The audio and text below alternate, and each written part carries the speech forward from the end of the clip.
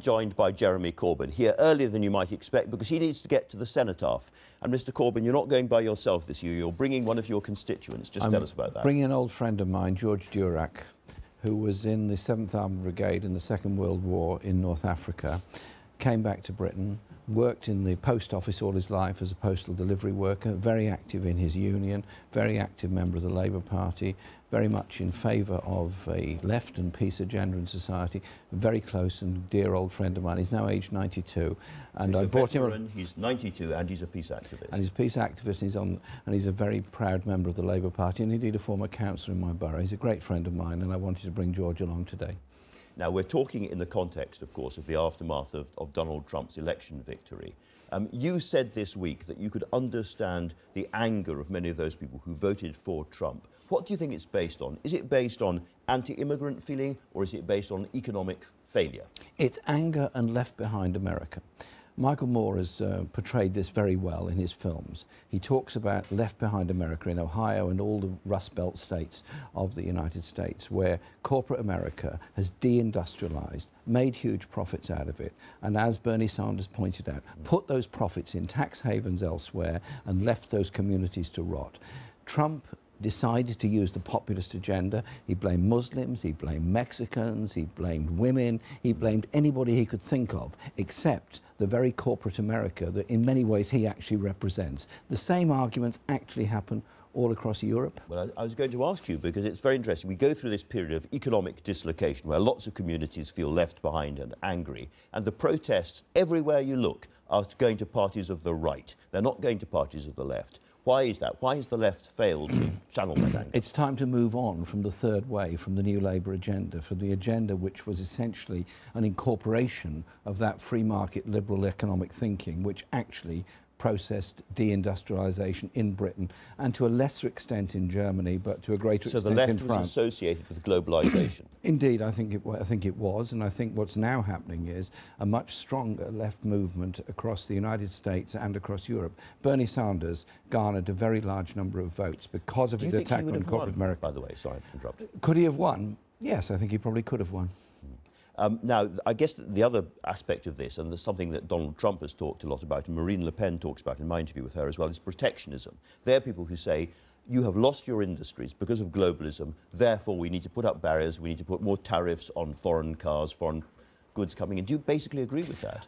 I think we have to invest in new industries. We have to have an investment strategy, and that I'm putting forward of a National Investment Bank to promote good quality manufacturing industry. We also have to have fair trade agreements. So when we import goods, they should be produced to the same environmental standards as we would respect. We would want human rights agendas to be on that trade agenda. So it's not about closing down trade, it's about fair trade. Is there a silver lining for you in Brexit in this, in the sense that we can now do our own new trade agreements with India, China and so forth, and put in human rights, put in environmental protection in a new way into those deals? I'm already working on potential trade agreements that we could make with other countries, the human rights agenda, the environmental agenda, the sustainability agenda. Those things are very important, but I'm also working very hard on an investment strategy for industry and working with many left parties across Europe who are themselves also opposed to the austerity agenda that's been put forward. Look at it this way. Over the past 6 years, average wages in Britain have stagnated or fallen. Most families are £3,500 a year worse off than they were 5 years, 6 years ago. Public services have been cut. Where's the achievement of 6 years of austerity other than cut public services, hospital waiting lists, overcrowding in so many places? We need an investment agenda. We need to go forward on the idea that the public intervention actually can grow our economy, not stagnate it. Now, you've talked about Donald Trump demonising foreigners, including, of course, South Americans and Hispanics. Your own wife is Mexican, so this must feel fairly personal to you. And yet, as a possible future Prime Minister, you may well have to deal with Donald Trump. I wonder how you feel about that. I'm looking forward to the conversation between my wife and Donald Trump. She is a proud Mexican and she's proud to live here as well. And all of us want to live in a world where you actually tolerate and deal with each other. Now, sorry, can I just ask you how she and her family feel about the possibility of a wall going up between Mexico and the United States? Absolute anger and outrage. Donald Trump should grow up and recognise the American economy actually depends on migrant labour. Last year they had a day without Mexicans. They certainly noticed it. And I think the treatment of Mexico by the United States, just as much as his absurd and abusive language towards Muslims, is something that has to be challenged and should be challenged. Now, he has been highly successful, obviously, in channeling this anger, and it is partly directed against immigration. And what you have said suggests that you think that voters who go along with that have been conned or fooled or a victim of false consciousness or something. Is that not slightly patronising? No, it's not patronising at all. I just think that the blame should be put where it belongs, and that is the corporate investment decisions that have done so much damage to industry all over Europe, including obviously in Britain, but particularly in France and other countries in Europe. But we also have to be aware that we have to deal with the undercutting. Len McCluskey made some very good points about this last week, that companies that bring in wholesale migrant labour to destroy local working agreements, destroy trade union recognition, undercut wages, that's got to end. That's why I've supported the Agency Workers Directive, and why in the referendum campaign I made a great deal of emphasis on the question of posting of workers, which is where you bring a group of workers from here, put them here in order to destroy local working arrangements. And also where there's been a big impact on communities, it's local government that needs to be... Do you think your message is going to cut through to those said to be, I don't know how people get these figures, it's said that 9 million Labour voters voted for Brexit and so forth, and a lot of them were concerned about immigration, and they may simply hear what you're saying as the voice of the metropolitan liberal elite or establishment that doesn't really understand how radically communities have been changed by immigration up and down the north coast, for instance? Communities have been hit by deindustrialisation, hit by deregulation, hit by the Thatcherite Reagan model of economics in the 1980s that still plays out in former mining communities in many other places where there's systemic unemployment or underemployment, low wages, low levels of investment and poor industrial development. So we need a government that is prepared to invest regionally, that does have a regionally based investment bank, that does deal with those social issues. Communities coming together to improve education and health and housing, work better together. Blaming minorities doesn't build houses. Keir Starmer, who's now on your front bench, said that he thought overall, generally speaking, immigration should be lower than it is at the moment. Do you agree with him? I think it will be lower if we deal with the issues of wage undercutting, deal with the issues of exploitation. But I think we should also recognise that the migrants that have come to this country work. The migrants that come to this country contribute and pay taxes. Actually, our National Health Service would simply not survive without the level of migrant labour and migrant doctors and others that are here, because we haven't invested enough in high skills within our own economy. So it's not your policy to push immigration down, but do you think as a result of your policies, immigration will come down? Absolutely. I think the policies will help a great deal. And also working with other parties across Europe, because I'm inviting all the socialist parties across Europe and trade unions to come together in London in early February so that we have a good working relationship with them. Many of those parties are either in government, absolutely, or in government in coalition. They will help us get the kind of deal that we need on market access to Europe in the future when we leave the EU. Now, I've been interviewing Marine Le Pen rather controversially this week. Christiane Amanpour was pointing out that because of the change in the electoral world at the moment, it is perfectly possible that this woman will become French president next year. She's very anti-NATO, she's very anti the EU, she's pro-protectionist, and she's a hard-right nationalist politician.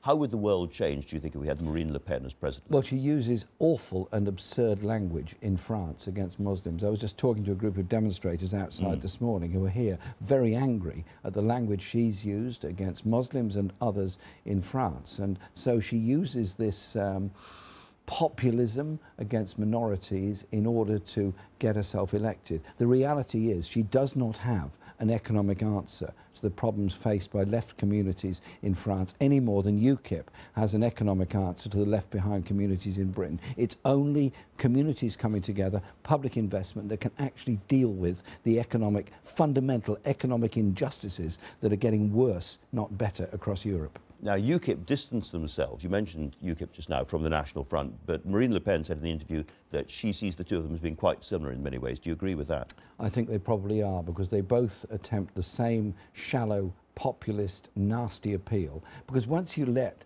this nasty thing out of the box called xenophobia and intolerance, it's very hard to put it back. It's up to the left, it's up to the democratic forces in society to say the only way forward is societies coming together. The only way forward is to build institutions like the National Health Service, the same approach we should take towards industrial development in our own country.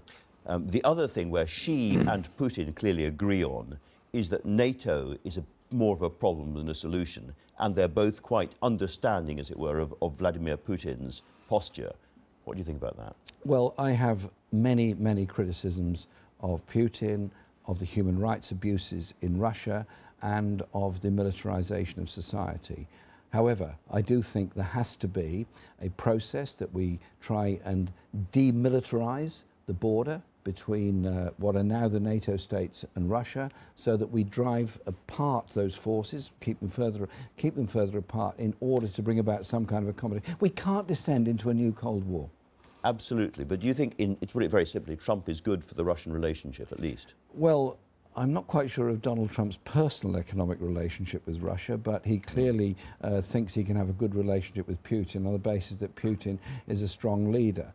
It's not about strong leaders, it's about strong movements towards coexistence and towards peace. We seem to be moving back to the language of the 1990s, when the Organisation for Security and Cooperation in Europe should have been the preeminent grouping. Maybe that grouping could be, alongside the Council of Europe, a forum by which relations can be improved with Russia. But we do have to condemn the human rights abuses in Russia. We do have to condemn many aspects of Russian foreign policy. Can I come back to the big domestic issue at the moment, which is Article 50 and when that's triggered? Because there's been some confusion. Your party and your front benchers have said that they will not block Article 50 in the House of Commons, but they expect that to be something that they can amend and debate. So there's lots of things has been suggested in the press are red lines for you about worker protection and so forth. Can I ask you straightforwardly, if you don't get Article 50 amended as you would like it, or Theresa May's Brexit policy amended as you would like it, would you block Article 50 in the House of Commons? We respect the referendum. We voted for the referendum. The result was the result we got. It wasn't the one we wanted, but we have to respect it. Therefore, there's going to be a departure from the European Union. As I pointed out, there's going to be relations with Europe in the future. That's why I'm building these close relationships with socialist parties across Europe. We will demand that we have market access, workers' protection, consumer protection, environmental protection, justice issues through the European Court. We will not frustrate the bringing in of Article 50, but we will be holding the government to account on it during the process up to March when Article 50 starts, but also during the negotiating period. And the negotiating period means that we can go behind the wire as well and work with colleagues all across Europe to make sure that we do get market access. Half of Britain's exports go to Europe. So I come back to the point, if you can't, or you decide on a principled position, you will not block Article 50, so that will go through the House of Commons. How are you going to impose your red lines on Theresa May? Well, we will still be demanding in Parliament, we'll still be voting in Parliament, we'll still be building alliances in Parliament to demand the government stick to the points that I've laid out. And indeed, the court decision means that Parliament now has a role in this, obviously depending on the appeal, but we will continue demanding the whole point about market access and about workers' rights. During the referendum campaign, some of those on the Leave side said there was going to be a bonfire of regulations.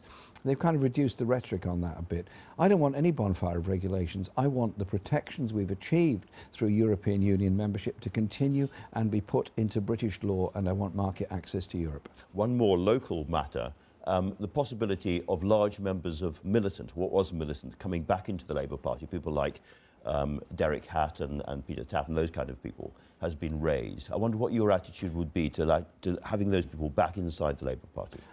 Well, if they're not in a prescribed organisation, then clearly people are free to join the party. If they are in an organisation that's on the prescription list, then they're not. That's a matter for the National Executive and our process. But look at it another way. there are now more than 550,000 individual members of the party. There are 3 million affiliated members of the party. There is a vast, actually, politically very broad and very diverse membership of the party, united on the idea that our party offers an economic alternative to left behind, to broken Britain, to poverty Britain. Your party's been growing. The numbers you're getting in the opinion polls across the electorate as a whole have not and have even fallen. When does that start to change? I think it's changing already, actually. By-election, council by-election results are varied across the country, but I'll give an example, not so far away from here. In Wandsworth, 10% rise in the Labour vote last week, gains of a couple of seats in Scotland last month. We have varied results across the country, but I tell you this, we are putting forward an alternative economic strategy, a policy of social justice, attacking the government on the NHS, attacking the government on the underfunding of mental health services. And that's the points Richard Dannett made about the mental health conditions of former soldiers. We're for an inclusive society that actually cares for all, doesn't have anyone left behind. You need to get to the Cenotaph. Thanks very much indeed for talking to us. Thank you.